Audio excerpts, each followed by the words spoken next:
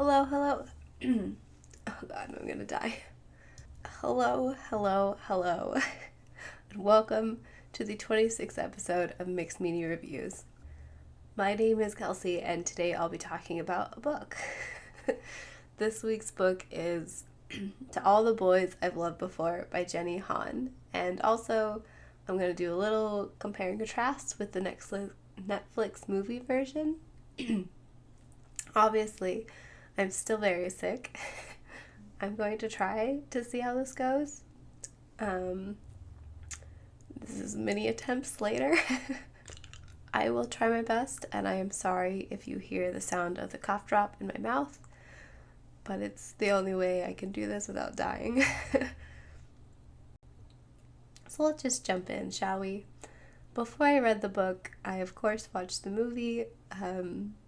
Well, I guess not of course, but I watched the movies first. I watched every single movie in the trilogy, in fact, and I watched them multiple times because I love the movies and I think they're super cute.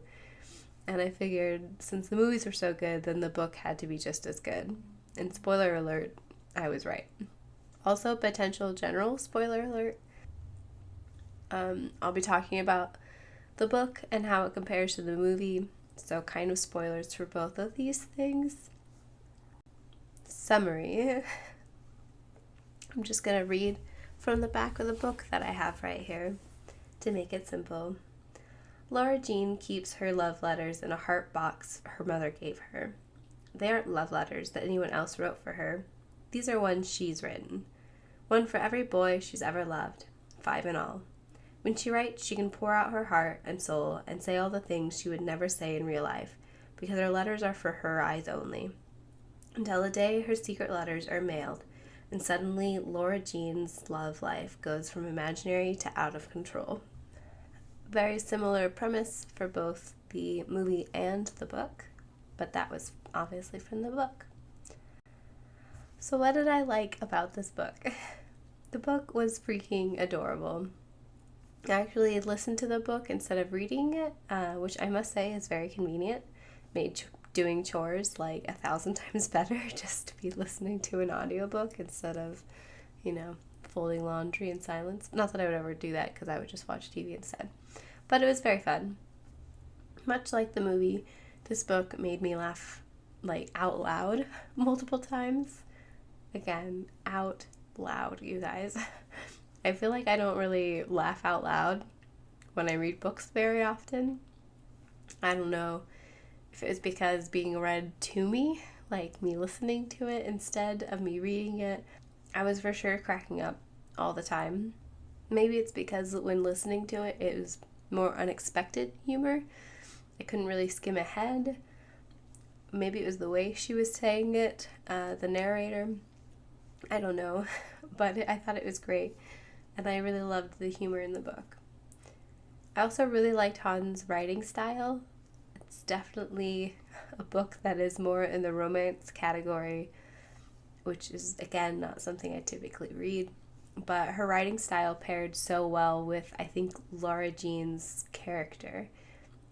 It felt kind of magical, kind of, like fairy tale-esque, kind of romantic, which I think just added even more to the story. It really is one of those cases where a writing style can help influence the story for the better. It felt like Laura Jean was narrating the book in the way that she would be narrating the book. Much like in the movie we hear Laura Jean narrating the movie, I feel like the book is very much her narrating the book. It's, a girl who's obsessed with romance novels and the fantasy of love, and that definitely comes across in the writing. I loved all of the characters in the book, probably about as much as in the movie. Kitty is great in both. Laura Jean and her dad, of course, I loved them. I think the movie versions of Peter, Josh, Chris, and even maybe Margot to a little bit of an extent are kind of a bit more likable in the movie. I'll talk about this in the critique section a bit more, but I think it may have more to do with the way the narrator voiced them in most of the cases. like Chris. I think pretty much all of it was how the narrator spoke for her that made her less likable in the book. But all that being said, I think they were still good characters at the heart of it, even if this is maybe a less likable form of them. And if I had never seen the movie, I think that I still would have liked them probably about the same. It's just that the movie did that much better of a job, I think. And again, I think not necessarily in the writing, but perhaps how I heard the characters like speak made them not as likable. But yeah, the thing I love about the book, I guess, versions that we get is that we typically get a lot more info than in the movies. Of course, this movie had more of that since we have actual Lara Jean narrating throughout it. But I really love the bits that we got about her mother. We don't find out what happened to her mom in the movie, but in the book, we find out when and how she passed. And wow, I was not expecting it, but I appreciate that it's brought up because while you may not necessarily want that in your rom-com, although rom-coms love a good sob story, I thought it was nice that we got that, kind of got that information from her in this book, because it makes sense that she would think about it and, you know, kind of reminisce on that a bit more. In the movie, there's a fight between Margot and Lara Jean, and in the movie it is, well, in both of them it exists, but in the movie it's strictly about Josh and Lara Jean. But in the book, it's about more than that. It's about Margot's insecurity that Lara Jean and Kitty don't really need her, that they're kind of moving on without her and, you know, and doing well without her. They end up doing the cookies, they put up the tree without her, and it's a combination of that and the things that she finds out about with Josh in the book that kind of trigger that fight to happen. And I like that more than what we see in the movie, because in the movie it was much more of a one-dimensional fight. And that was, I guess, nice in the book that Margot felt a little bit more well-rounded, and that it wasn't just one thing, but multiple things kind of coming up and coming together. Because in the movie, Margot and her sister and Kitty put up the tree without Lara Jean, so that was completely different. But I like the well-rounded fight in the book that we get between Margot and Lara Jean better than the one in the movie, for sure. I also love that in at least my version of the book, we get recipes at the end, because I definitely want to try making some of those cookies, especially the white chocolate cranberry ones, because when they say it in the book, they sound so freaking good. And I really wanted to look up my own recipe, so I'm glad that this provides one. Oh my god, I'm sorry, my voice, I think it sounds so bad right now. Hold on. Okay, hopefully that sounds a little bit better. Sorry, guys. So the final thing I want to talk about in this section, and I'm not quite sure really what category this goes in, if it belongs in either category really, but I thought it was interesting that the movie ended somewhere during the second book. So the first book actually ends at Christmas time.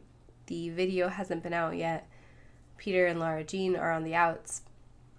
And it was definitely a good cliffhanger for the book to end on. So the movie is nice in that it kind of ends in a nice place with a neat little bow on it, making the movie feel a bit more, you know, self-contained that way. We do get a little bit of a cliffhanger in the movie, but it's a completely different cliffhanger than the book ends on. I certainly didn't mind the book's cliffhanger. I think it sets up the next book, you know, really well. And I probably mostly didn't mind because I immediately started listening to the second book. Well, I mean, I rewatched the first movie first, of course.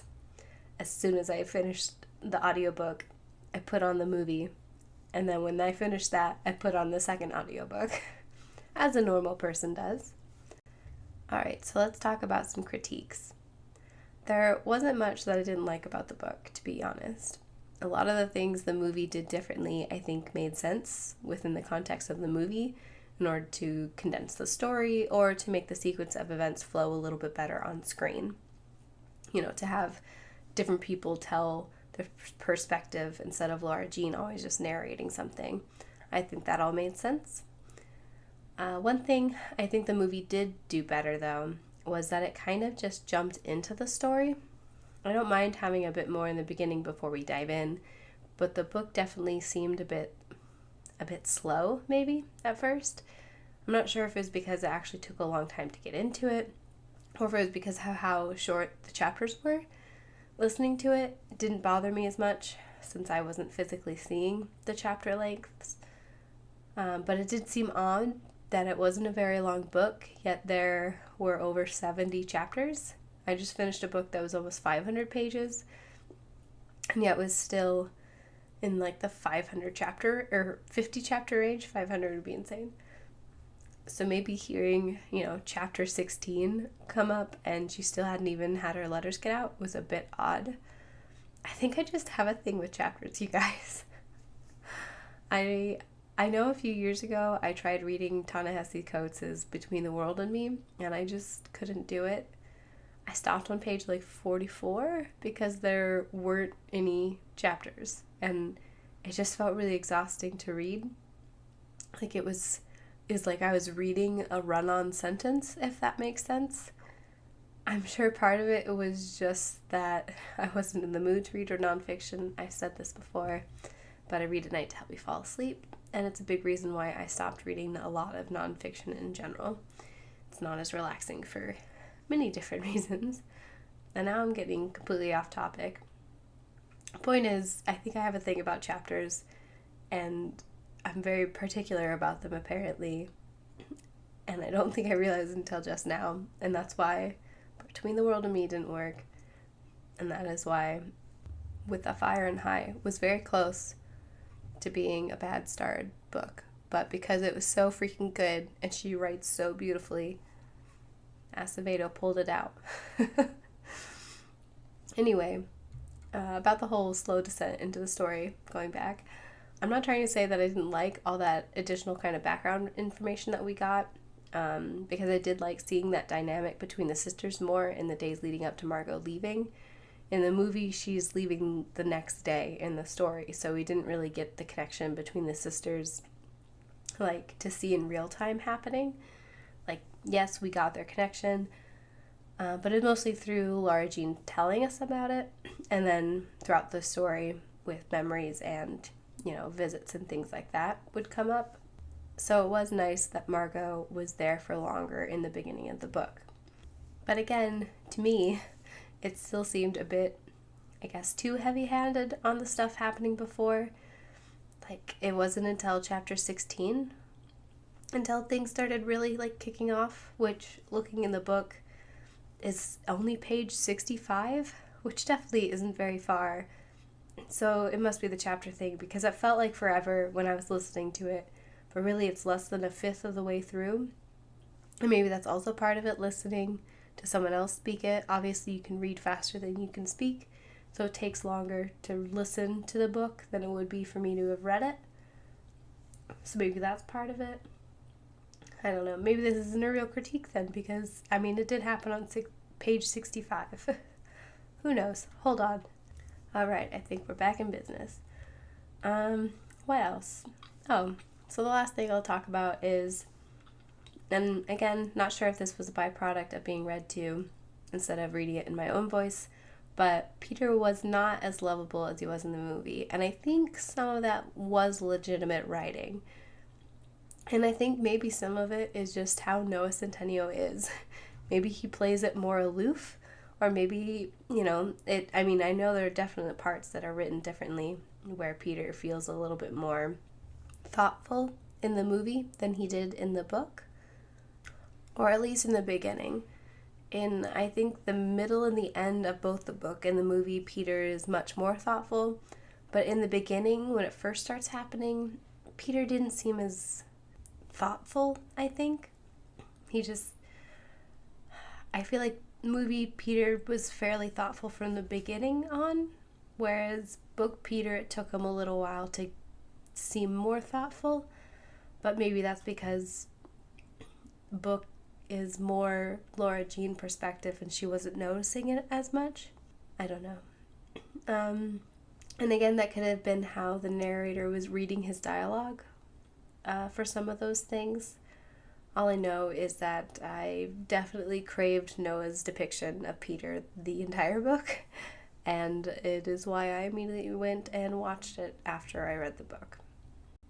Conclusion. I definitely recommend the book to anyone who hasn't read it but loved the movies. They're very similar, or at least they're similar enough when you get to kind of the heart of both, only varying in some events and like sequence or detail. I've already started listening to the second book, and I'm very excited to rewatch the second movie and repeat this formula with the third book. If all romances were like this, then I'd probably want to read them more, because it's such a cute story. And there you have it. Those are my thoughts on To All the Boys I've Loved Before by Jenny Han. I am so sorry that I have been sick, and I am really hoping that I can record a second episode. I will probably take a break this afternoon and maybe try to record tomorrow or on Sunday and post then so that I can continue to stay on top of it. But it is a lot, and my voice is not doing great at the moment. But thank you so much for joining me today. You can find me on Instagram and Facebook at Mixed Media Reviews Podcast, and you can find me anywhere you find your podcasts, probably. Please join me maybe this weekend where I will be reviewing a movie, Spider-Man: Far From Home. Have a wonderful rest of the day. Bye!